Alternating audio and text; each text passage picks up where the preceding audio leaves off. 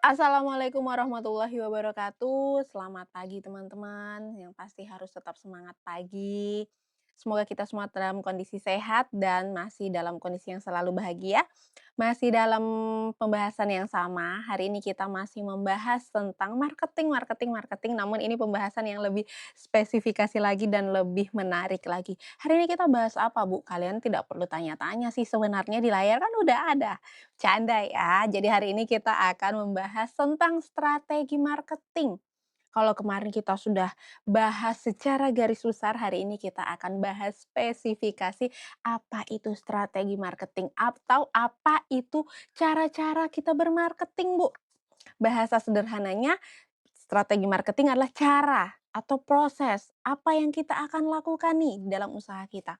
Walaupun sudah Ibu jelaskan kemarin dalam bentuk contoh-contoh yang sederhana, yang sangat mudah dipahami, namun hari ini kita akan lebih membahas secara lebih rinci lagi. Oke, kita langsung masuk pada yang pertama, yaitu segmentasi. Teman-teman sudah ada yang pernah dengar belum? Di dalam strategi marketing ada yang namanya segmentasi. Apa sih Bu segmentasi? Segmentasi adalah pembagian di dalam, proses pemasaran kita, dalam proses penjualan kita, dalam proses mendistribusikan produk kita, membagi pasar, menentukan segmen-segmennya.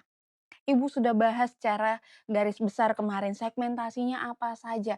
Kita harus tahu dulu lokasi kita seperti apa, karakter orang-orang di lingkungan kita seperti apa, dan yang pasti kita harus lebih mendetail memperhatikan pola perilaku gaya hidup dari orang-orang yang ada di sekeliling kita.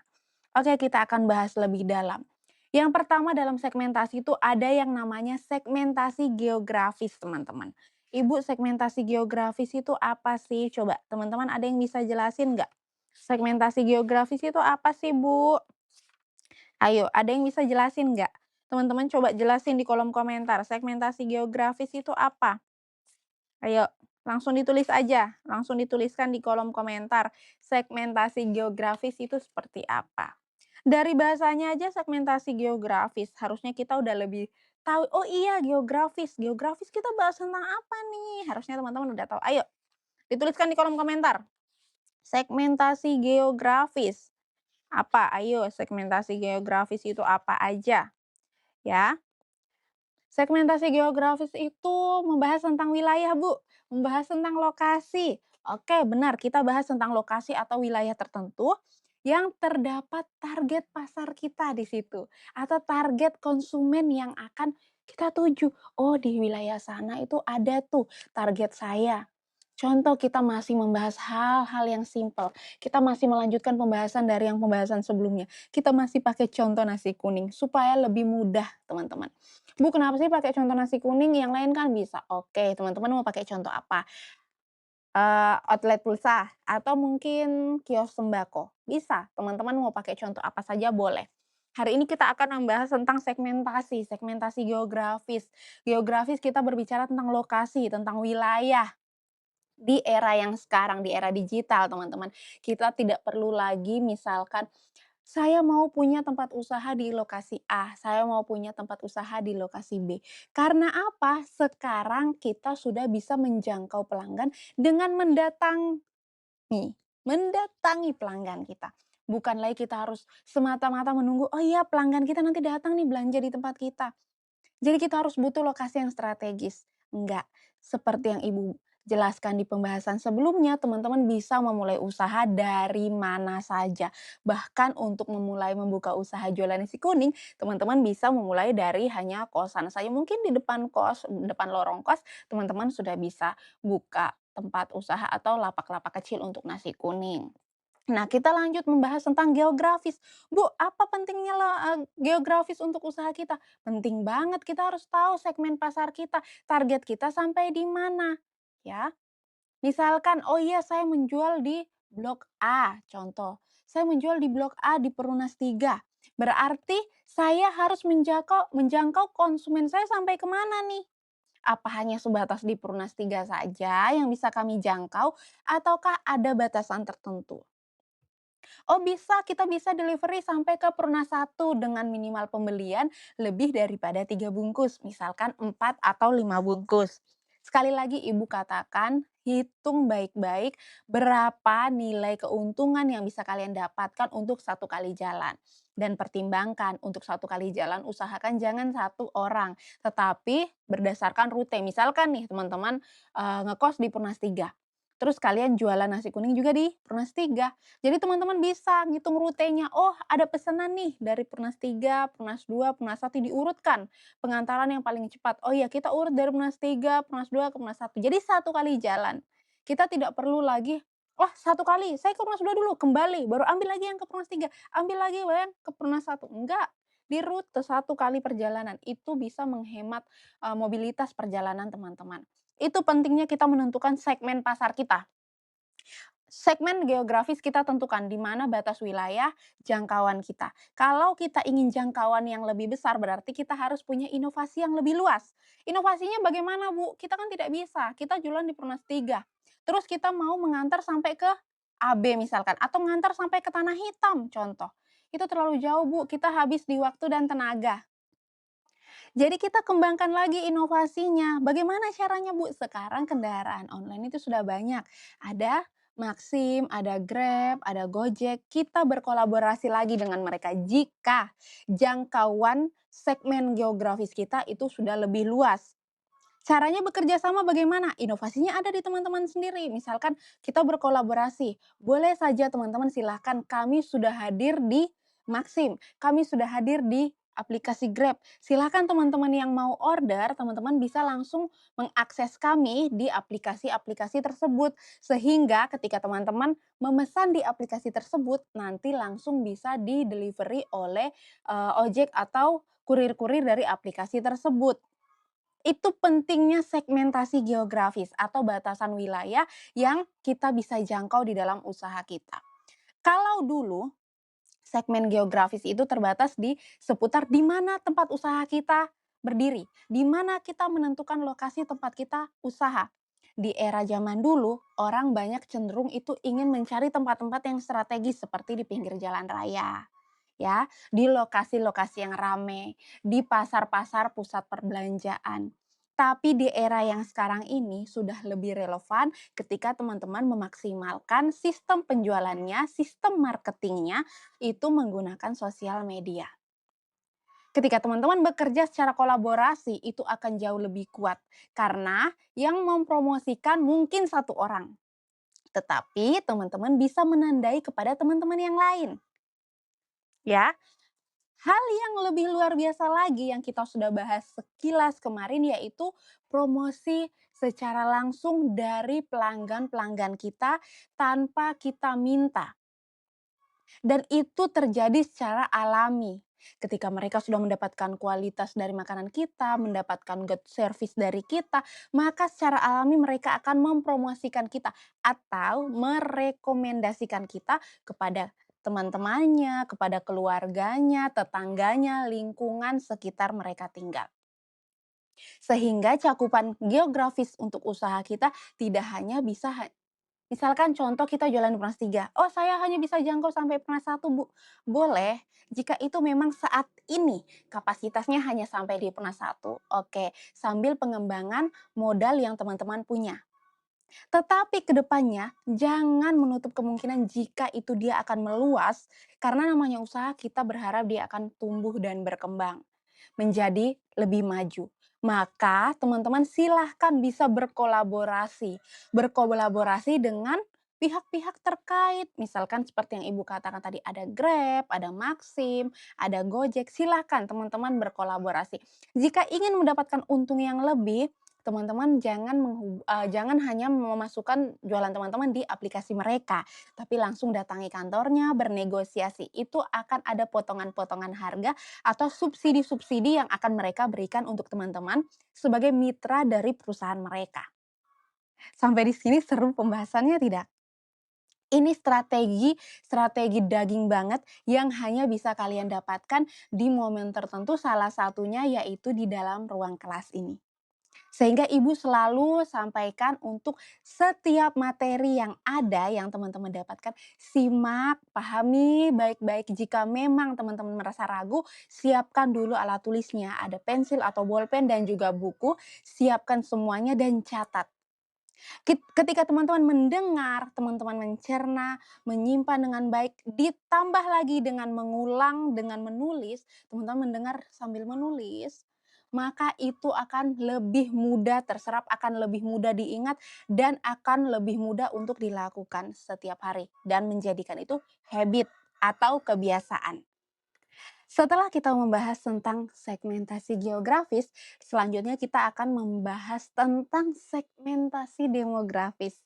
Bu, segmentasi demografis itu apa sih, Bu? Kalau saya lihat di profil, saya lihat di layar, itu tentang usia, jenis kelamin, pekerjaan, dan pendapatan. Benar.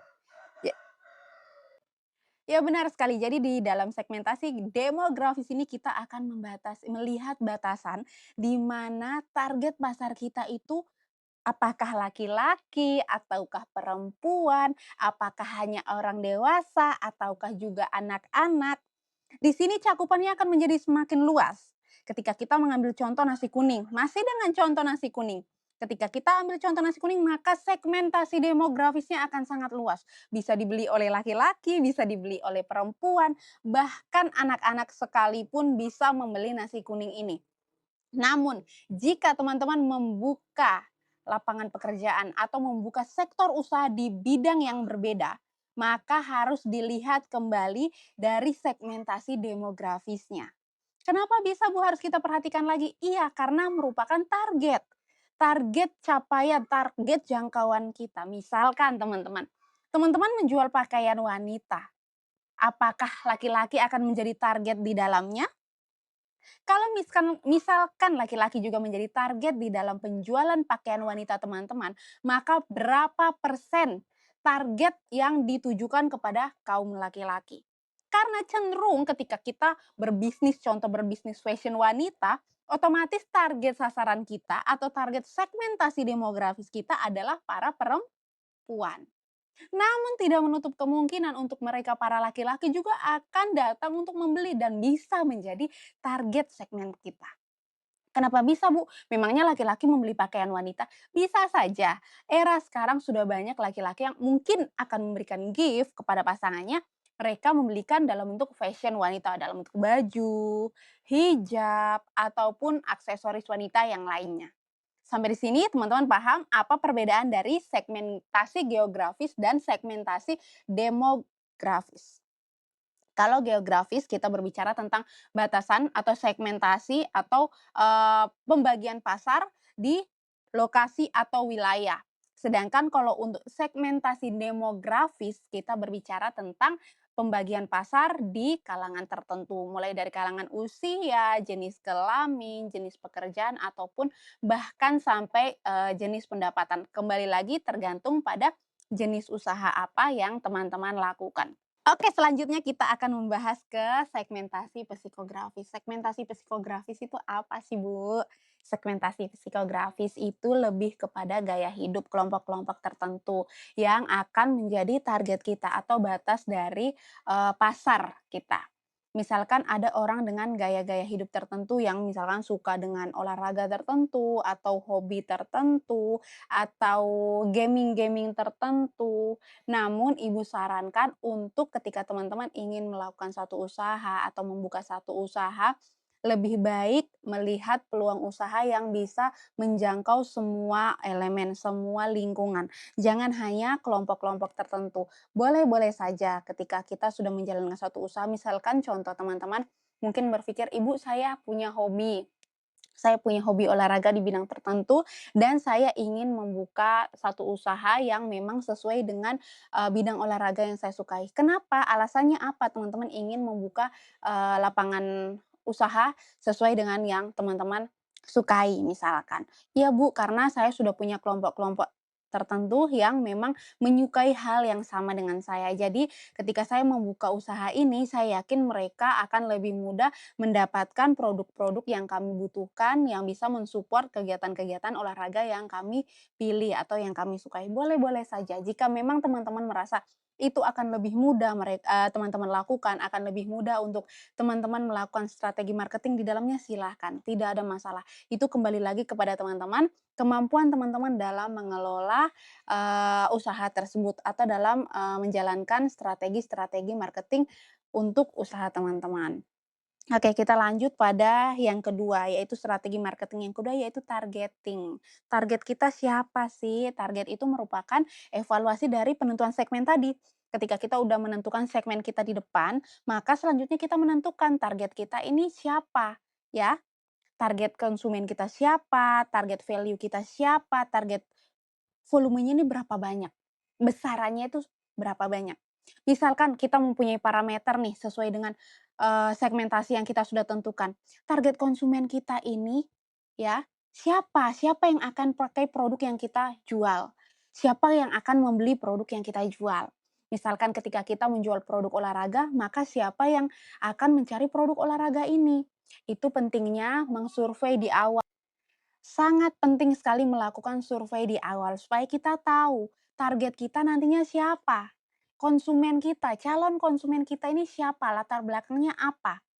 Apakah mereka akan, suka dengan apa yang kita sediakan, apa yang kita jual, atau mereka hanya akan melihat, "Oh ya udah biasa aja," gitu. Salah satu contohnya misalkan teman-teman punya hobi banget nih, hobi di bidang olahraga tertentu misalkan, sekarang yang lagi hits apa ya, padel ya, padel kalau nggak salah itu. Nah, teman-teman tinggal itu di pedesaan, di perkampungan yang notabene tidak ada orang yang bermain padel. Tapi teman-teman bersikukuh nih, "Saya kan suka padel, jadi sudah saya harus buka usaha padel dong di sini." Kira-kira menurut teman-teman, akan ada tidak yang datang untuk bermain padel atau apakah ada yang datang untuk berbelanja kebutuhan padel di tempat teman-teman? Ada tidak kira-kira? Coba, menurut teman-teman, ada tidak dari studi kasus yang Ibu berikan, teman-teman suka banget nih padel, tapi teman-teman tinggal di pedesaan, yang notabene masyarakatnya adalah para petani, lingkungan masyarakat ekonomi menengah. Kira-kira kalau teman-teman buka usaha padel dan atribut serta aksesoris padel, ada nggak yang membeli, jualan teman-teman? Ada nggak yang datang menghampiri tempat usaha teman-teman? Relate nggak usaha saya dengan lingkungan saya? Kan kita harus tahu dulu, itu yang Ibu bilang di awal, teman-teman harus perhatikan dulu, harus, survei dulu, analisis dulu, tingkat kebutuhan masyarakat saya apa. Walaupun tadi kan Ibu bilang sekarang segmen geografisnya kita nggak perlu lagi tuh tahu gimana dan di mana tempatnya, benar. Tapi kalau misalkan contoh teman-teman, teman-teman tinggal di pedesaan, teman-teman buka usaha padel dan aksesoris lain sebagainya. Tapi orang-orang yang hobi padel itu ada di kota. Teman-teman perkirakan juga jarak deliverynya dari desa ke kota dengan biaya delivery yang besar, apakah orang-orang mau? Jika dari desa mereka mau delivery barang-barang ke kota dengan biaya ongkos kirim yang mahal, lebih baik mereka pesan langsung di toko-toko besar yang ada di marketplace. Contohnya di TikTok, Tokopedia, dan juga di Shopee. Yang dimana mereka selalu memberikan bombardir promo gratis ongkir. Kembali lagi teman-teman, setiap usaha butuh analisis mendalam. Kenapa menjadi pengusaha itu tidak semata-mata saya suka, terserah saya mau buka usaha apa saja, bisa-bisa saja. Tidak ada larangan dan boleh-boleh saja kalau teman-teman merasa itu oke dan teman-teman mampu memanage strategi marketingnya. Tapi banyak hal yang harus teman-teman pertimbangkan, perhitungkan di dalam satu usaha. Kenapa pada akhirnya tidak sedikit usaha yang akhirnya harus gulung tikar? Karena mereka tidak memperhatikan secara detail, tidak melakukan evaluasi, tidak melakukan analisis secara mendalam.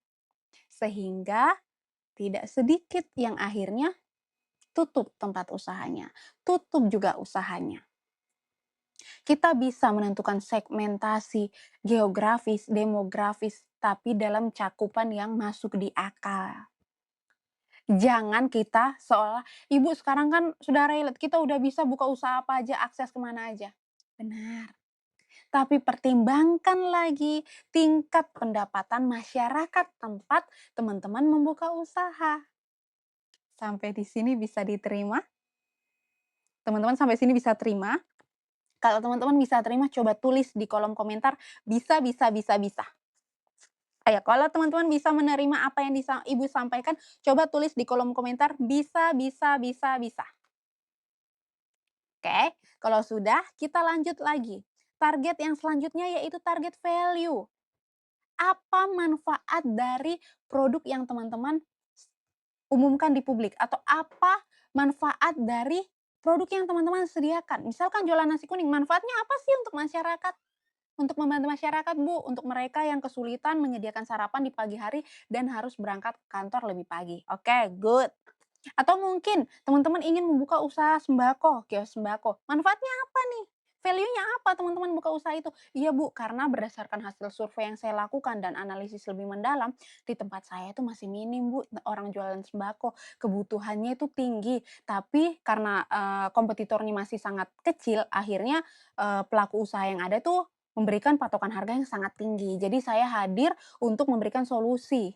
Solusinya apa? Memberikan harga terjangkau dan mudah diakses oleh masyarakat. Oh good, good banget tuh, ide yang luar biasa, inovasi yang keren banget.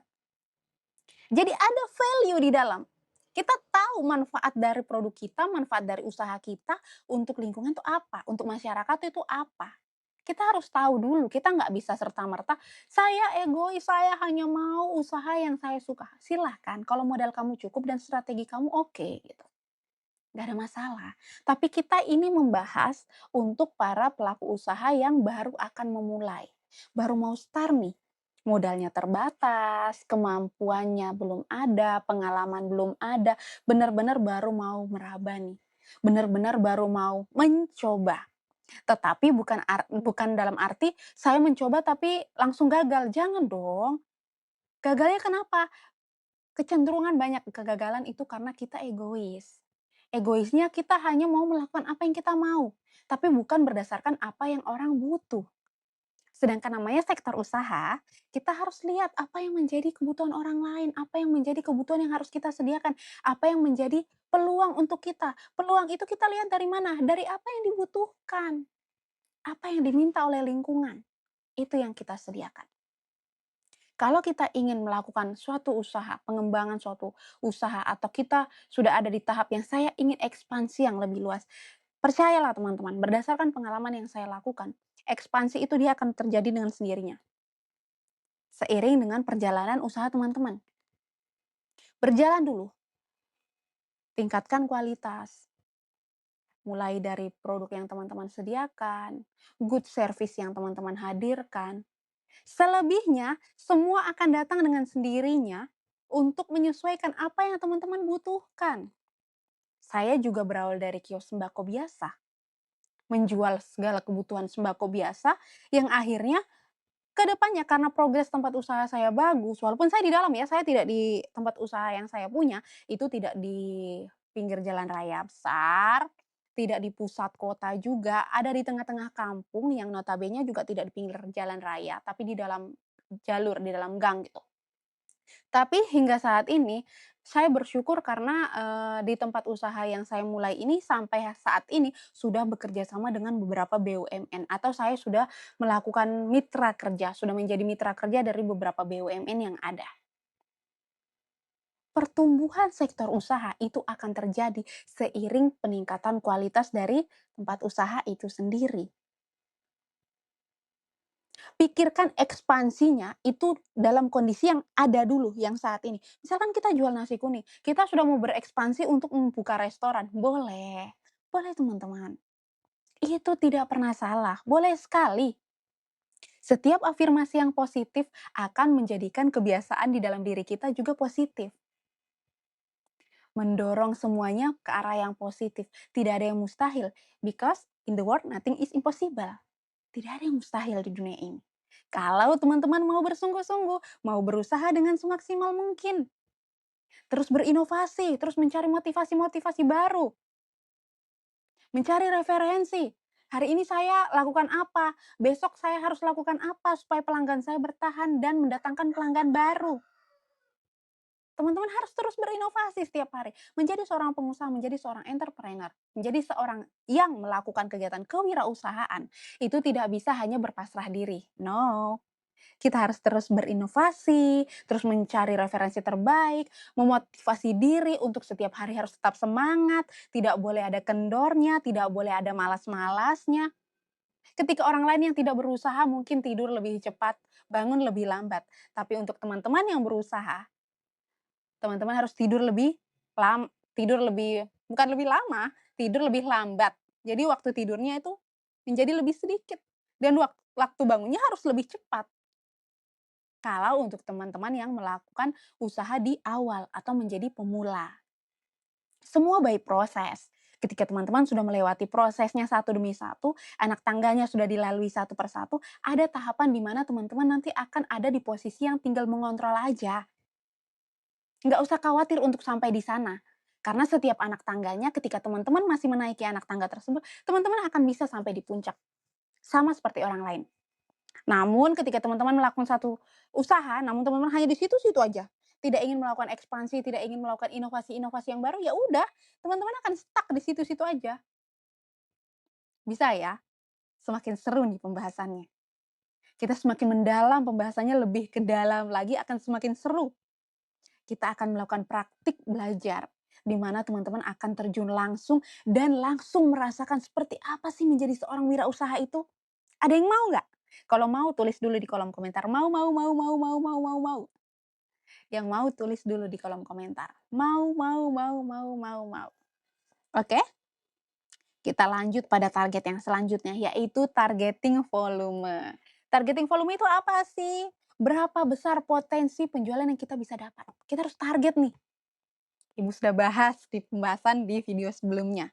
Ketika kita melakukan suatu usaha, kita harus punya target. Oh, dalam 3 bulan ke depan, target saya ini berapa banyak nih yang harus saya dapatkan.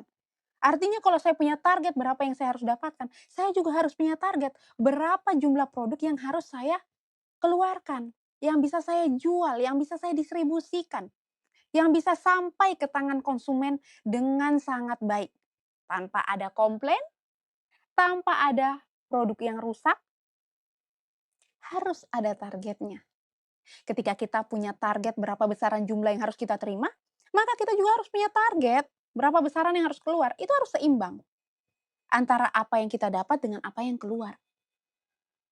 Jangan sampai kita berusaha mengeluarkan yang banyak, tapi yang kita masukkan juga kecil. Ketika teman-teman sudah tahu targetnya, target apa yang harus teman-teman lakukan, mulai dari target konsumen, target value, dan target volume, maka semua sudah akan berjalan sesuai dengan ranahnya. Kita udah tahu nih konsumen kita siapa, kita udah tahu manfaat dari produk kita apa, dan kita udah tahu kapasitas kita bisa menjual berapa. Itu udah luar biasa banget, kita tinggal menghitung, strateginya kita udah dapat, kita tinggal menghitung. Menghitungnya bagaimana, Bu? Target konsumen kita di dalam satu lingkup ini, misalkan satu daerah, satu lokasi geografis kita tentukan, "Oh, hari ini saya bisa menjual," misalkan dalam contoh nasi kuning, "satu hari ini saya bisa menjual 2 kilo nasi kuning." 2 kilo beras yang dimasak jadi nasi kuning ya, teman-teman. 2 kilo beras yang bisa dimasak menjadi nasi kuning. Sampai di sini paham? Jadi nanti nasi kuningnya dapat berapa bungkus, kita udah tahu. Dari 2 kilo beras itu berapa nasi kuning yang bisa dihasilkan. Manfaat nasi kuning saya ini apa untuk konsumen? Ketika kalian sudah tahu, oh manfaatnya untuk membantu konsumen saya, untuk membantu mereka yang kesulitan. Bersiap untuk sarapan pagi tapi tidak sempat masak. Oke, dari 2 kilo beras itu, saya menghasilkan nasi kuning dengan sekian bungkus.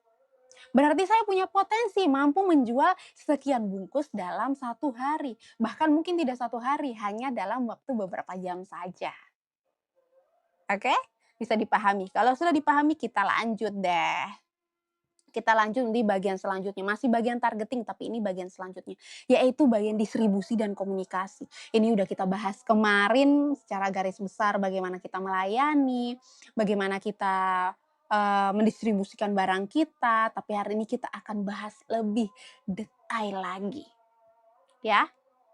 Setelah teman-teman memilih satu segmentasi yang teman-teman akan gunakan secara spesifik dalam usaha teman-teman, selanjutnya kita akan fokus pada bagaimana mengelola operasional dari usaha tersebut. Misalkan teman-teman menggunakan targeting saluran distribusi, di mana ya produk saya akan saya jual, atau kemana mitra yang akan saya bangun untuk bisa menerima produk saya ini, bisa membantu saya untuk menjual produk saya ini. Teman-teman, ketika kita bekerja sendiri terasa berat, kenapa kita tidak mencoba untuk bermitra? Bermitra dengan pelaku-pelaku usaha yang relevan dengan usaha kita. Iya enggak? Seperti apa, Bu, contohnya? Contohnya teman-teman mau pakai apa deh? Pakai usaha apa? Kalau nasi kuning kayak teman-teman udah bosan dari kemarin kita bahas nasi kuning terus, Bu. Coba deh contohin dengan yang lain, ya. Misalkan kosmetik, kalau teman-teman sudah bosan dengan nasi kuning, kita bicara tentang kosmetik deh. Ya, teman-teman punya satu brand khusus. Misalkan, "Ibu, saya punya brand skincare. Saya pengen jadi pengusaha kosmetik. Saya pengen buka usaha skincare. Modalnya berapa?" Sekarang itu buka usaha skincare modalnya dari kecil aja udah bisa, Bu. Oke, boleh. Silahkan kalau teman-teman ingin buka usaha skincare. Kira-kira, strategi pendistribusiannya gimana sih? Saya sudah tahu, Bu, cara mendistribusikannya. Saya akan membangun beberapa reseller atau saya akan membangun beberapa tim di setiap, lokasi. Misalkan saya taruh di, kota Jayapura ini dua distributor, di Kabupaten Kerom saya taruh satu distributor, di Kabupaten Jayapura saya taruh satu distributor. Nanti distributor-distributor tersebut yang membentuk tim di bawahnya, Bu. Di antaranya reseller, dropshipper, yang akan mereka distribusikan barang tersebut untuk melanjutkan barang tersebut. Jadi saya sebagai brand owner hanya menyalurkan kepada distributor. Apa hanya sebatas itu? Tidak, Bu, kita juga berencana melakukan penjualan secara apa? Secara grosiran. Grosiran seperti apa? Kalau kalian grosiran rugi dong nanti distributornya. Tidak, Bu, kita tidak akan merugikan distributor karena kita akan melakukan pembandingan harga. Jadi, harga yang dari kita ke distributor itu jauh lebih murah. Karena mereka mengambil dalam jumlah yang besar. Sedangkan kita menjual harga, langsung ke konsumen itu dengan harga yang memang harga pasaran. Jadi harga pasaran itu bisa mereka dapatkan juga melalui distributor. Jadi ada kesetaraan harga. Sampai di sini teman-teman paham? Paham? Kalau paham kita lanjut. Kita lanjut pada target media komunikasi. Media komunikasi saat ini kita bisa pakai media komunikasi apa, Bu? Banyak sekali teman-teman, tidak terbatas. Ada marketplace, ada sosial media murni yang fungsinya hanya untuk menginformasi. Ada Facebook, teman-teman bisa melakukan penjualan lewat Facebook. Caranya gimana, Bu? Nanti resiko penipuannya banyak. Gunakan Facebook hanya sebagai media informasi bahwa teman-teman punya satu produk. Ketika mereka ingin membeli, arahkan mereka ke distributor-distributor resmi atau ke outlet-outlet resmi. Penjual-penjual resmi, mitra dari teman-teman. Atau kalau skalanya kecil, misalkan teman-teman kita kembali lagi hanya punya outlet kecil, hanya outlet misalkan penjualan nasi kuning atau gorengan, ya udah teman-teman posting aja bahwa saya jualan nasi kuning, saya jualan gorengan di lokasi A, posisinya strategis, tunjukkan lokasinya, atau lebih bagus lagi teman-teman lengkapi dengan Google Maps. Memudahkan mereka bisa mengakses teman-teman. Mudah kan? Sampai di sini nyaman sekali kan? Usaha itu nyaman, Bu. Usaha itu luar biasa, nikmatnya, tantangannya luar biasa juga, Bu.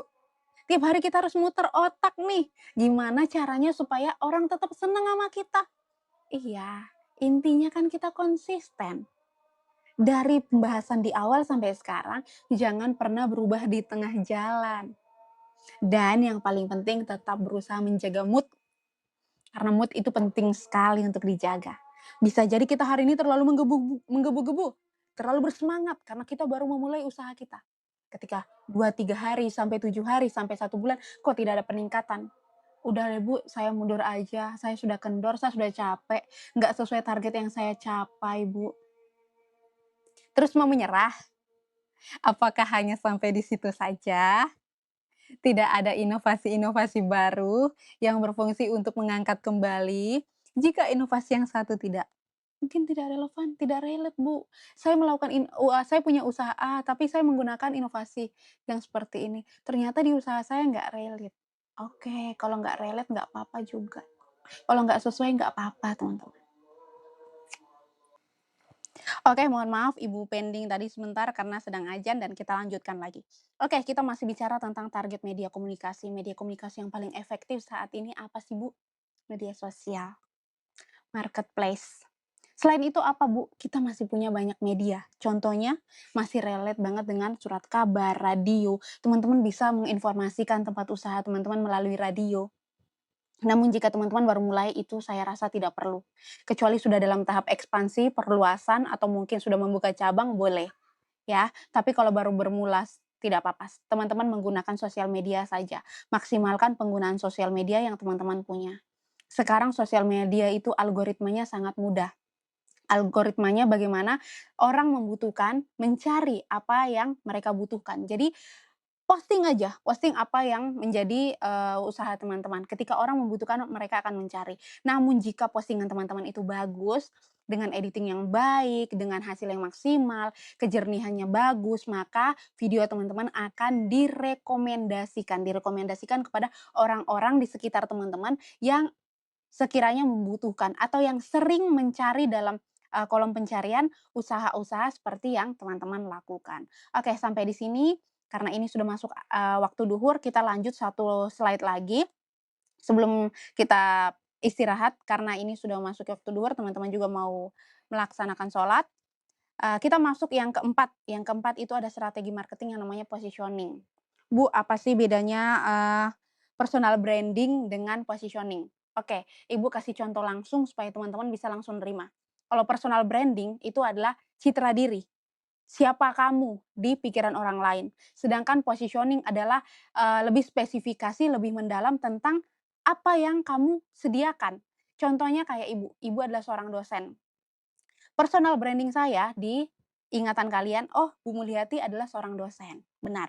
Tapi positioning-nya apa? Positioning-nya adalah saya seorang dosen yang mengajarkan tentang kewirausahaan untuk pelaku UMKM, untuk pelaku calon UMKM. Calon UMKM-nya itu siapa? Mahasiswa. Jadi ingat sekali lagi, personal branding dan positioning itu 2 hal yang berbeda. Personal branding itu seperti apa kamu diingat oleh orang lain, seperti apa karakter, citra, jati diri kamu di ingatan orang lain, sedangkan positioning adalah karakter lebih mendalam tentang apa yang kamu lakukan, apa yang kamu hadirkan, apa yang kamu tunjukkan tentang diri kamu, apa kelebihan kamu. Saya seorang Mulyati, saya dosen yang mengajarkan kepada calon UMKM-UMKM baru ilmu tentang kewirausahaan. Jadi, personal branding-nya saya, diri saya sendiri, karakter saya, pribadi saya, cara penyampaian saya ke kalian, itu personal branding yang kalau mengajar itu mendeskripsikan langsung ke contoh-contoh yang sangat sederhana. Positioning-nya apa? Beliau itu orang yang mengajarkan atau orang-orang yang membimbing para calon UMKM. Mereka memberikan materi kepada calon UMKM. Calon UMKM-nya siapa? Bisa mahasiswa dan bisa masyarakat. Tergantung di mana posisi saat memberikan ilmu tersebut. Sampai di sini teman-teman bisa membedakan antara personal branding dan positioning? Personal branding itu siapa teman-teman di ingatan orang lain. Bagaimana karakter teman-teman. Apa yang paling unik dari teman-teman. Sedangkan positioning itu ciri khusus yang lebih mendalam tentang apa yang teman-teman hadirkan di muka publik tentang teman-teman. Misalkan contoh, oh dia si Agus. Agus dengan karakter anak yang sopan, yang baik. Anaknya tuh sopan sekali lewat di depan kita itu hormat. Tetapi selain dia anak yang sopan, yang baik, ternyata dia pelaku usaha. Dia punya usaha. Dia pelaku usaha A, dia punya brand A, dia punya brand B. Dia sebagai apa? Apakah sebagai investor? Tidak, dia sebagai owner. Dia sebagai owner dari usaha A. Berarti citra diri kamu, personal branding kamu sebagai Agus, itu sudah diterima oleh orang lain. Mudah diingat oleh orang lain. Orang dengar suara kamu aja dia udah tahu, oh itu Agus. Ya, itu personal branding. Ciri khas khusus yang orang ketika mendengar atau melihat sekilas dia udah tahu, oh ini dia. "Oh, ini Agus." Tapi positioning adalah posisi di mana kamu dikenal lebih mendalam, mendalam dengan karakter.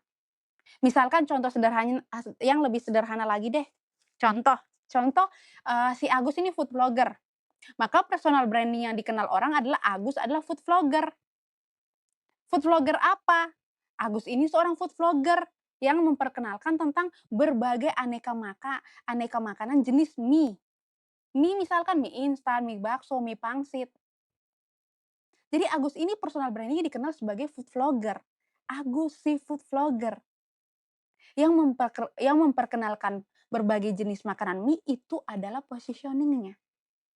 Karakter khusus, karakter yang benar-benar hanya kamu yang miliki. Spesifikasi karakter yang khusus, misalkan mie ya mie aja.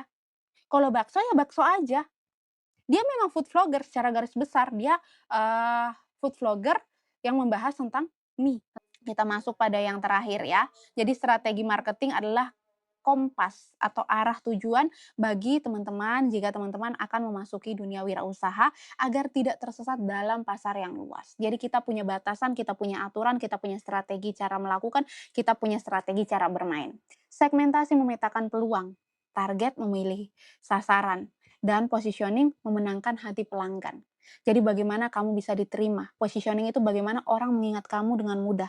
Bagaimana kamu bisa diterima dengan mudah. Kayak ibu, ketika ibu orang-orang mengenal saya, "Oh iya, Bu Mulyati itu sebagai dosen." Positioning-nya apa? Yang mereka mudah ingat, "Oh, beliau adalah dosen kewirausahaan." Sampai di sini teman-teman paham? Kalau teman-teman paham, coba tulis paham paham paham paham, kalau belum, silahkan tulis di kolom komentar apa yang belum teman-teman pahami sehingga nanti akan Ibu jawab dalam bentuk video. Kalau sudah tidak ada yang perlu ditanyakan, berarti pertemuan kita cukup sampai di sini. Kita akan lanjut di pertemuan berikutnya di video yang selanjutnya. Sekian dari Ibu, mohon maaf jika ada salah kata dan perbuatan. Kita akan ketemu selanjutnya. Selamat siang dan terima kasih.